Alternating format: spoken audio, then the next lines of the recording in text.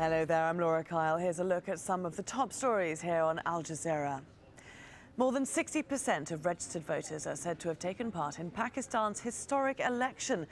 Pakistan's former Prime Minister Nawaz Sharif is claiming victory. If those predictions are correct, his party is substantially ahead. Mike Hanna has more from Islamabad on what will happen if Sharif wins. If there's not a majority, then we get into the political bartering process. Obviously, Sharif would be looking at who would be his likely coalition partners. The PTI of Imran Khan has stated repeatedly in the campaign that it wants to be in opposition should it not gain an outright victory. What happens to the PPP leaving the government? Does it sit in opposition? Does it attempt to strike a deal? Well, all of these factors will be played out in the next few days if that absolute majority is not achieved by the Muslim League. Nawaz.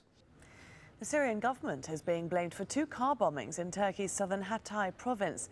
The blasts in Reyhanli near the Syrian border killed more than 40 people. Another 140 were injured. Thousands of Syrian refugees live in the area. Andrew Simmons has more from the scene. There was absolute pandemonium here when these 2 blasts occurred. A third blast also from a fuel tank in a car that exploded. The people here are devastated. I'm surrounded by a crowd. There has been very high emotion. People are incredibly shocked by this because this place is, they call it Little Syria. It is, has a very high concentration, the highest in the whole of Turkey, of refugees, also fighters, politicians and NGOs, makeshift hospitals, because it's so close to the border, only a few kilometers. And so right now, things are pretty bad indeed.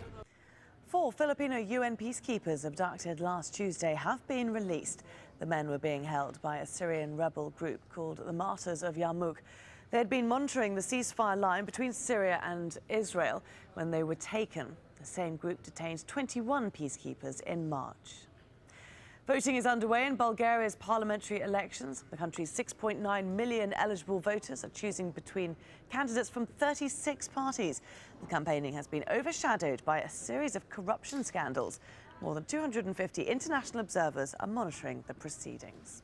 You can find the latest on all those stories and much more at aljazeera.com.